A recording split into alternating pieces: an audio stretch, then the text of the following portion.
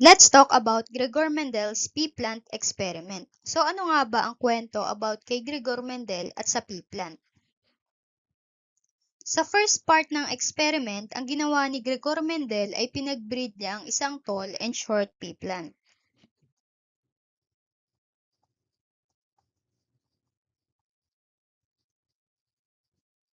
Ang tawag naman natin dito ay parental generation. And once na mangyari ito, magpoproduce sila ng offspring. At ang tawag naman natin dito ay first filial generation or F1. At ang na-produce na offspring nung pinagbreed na ang tall and short pea plant, lahat ng traits ng offspring ay tall lahat.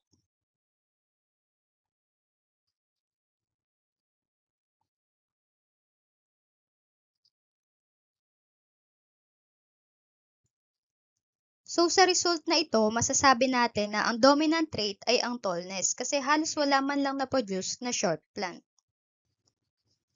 Now, Gregor Mendel didn't stop.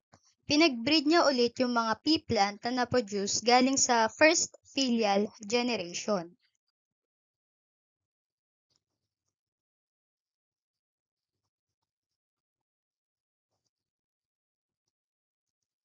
And what happened is,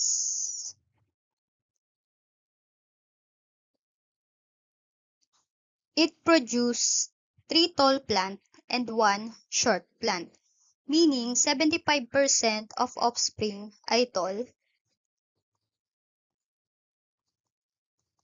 at 25% naman ay short. So nagtataka ngayon si Mendel bakit nagkaroon ng short plant, samantalang dalawang tall plants naman yung pinagmate niya. In this case, masabi natin na na-preserve pa rin yung recessive trait mula dito sa short plant na nanggaling sa parental generation.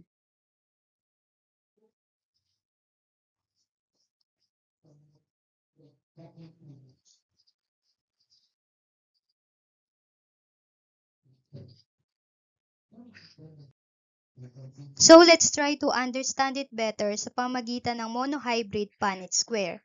So ano nga ba ang monohybrid Punnett square? Monohybrid means isang trait lang yung i-examine natin.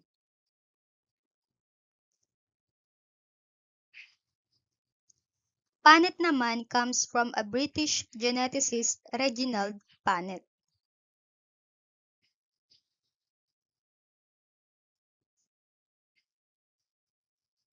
na siyang nag-imbento ng pamaraan na to. And square naman because it looks like a square diagram.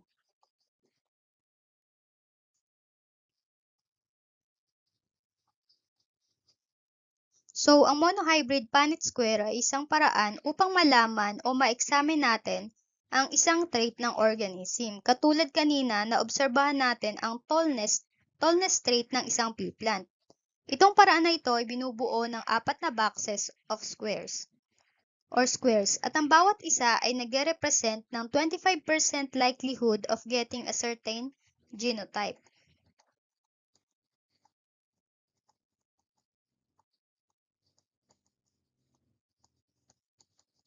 Kapag pinagsama-sama yung 4 na box, magtototal ito ng 100%.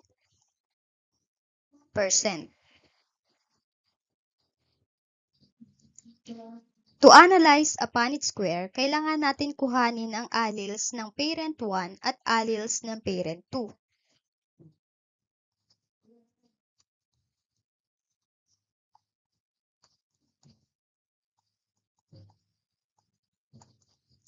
Sa case kanina, alam natin na ang parent 1 at parent 2 ay mayroong homozygous allele. So bakit natin nasabi yun? Ito ay dahil ang mga offspring sa first filial generation ay magkakamukha ng trait. Lahat ng trait nila ay tall lahat at ang parent na nakakapag-produce lang nito ay ang parent na may homozygous dominant allele.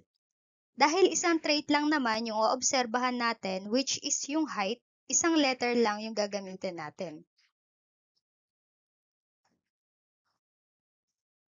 One trait, one letter. In this case, gagamitin natin yung letter T. Capital letter T for tall plants and small letter t naman for short plant.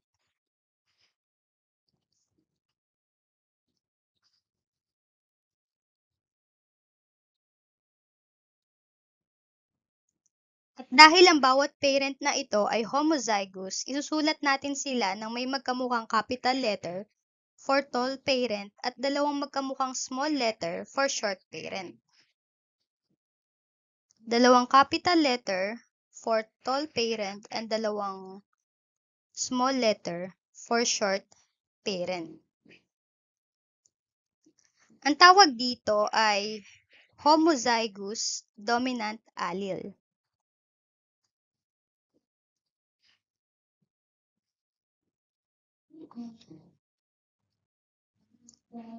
At ang tawag naman dito ay homozygous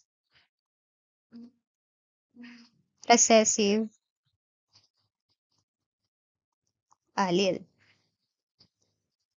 Now, pwede na natin sila ipwesto alinman dito sa side or sa top. Pwede din magkapalit ng pwesto itong dalawang parent. In any case, wala namang magbabago sa result.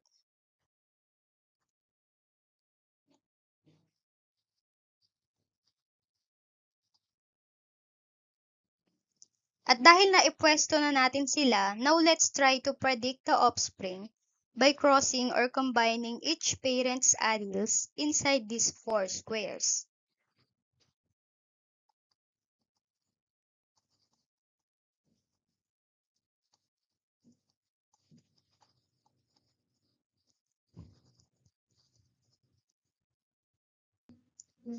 Okay, now that we have the result, nakita natin na by crossing the two parents with homozygous dominant allele at homozygous recessive allele, nakapag-produce ito ng offspring na may magkamukhang alleles or 100% offspring na may heterozygous alleles.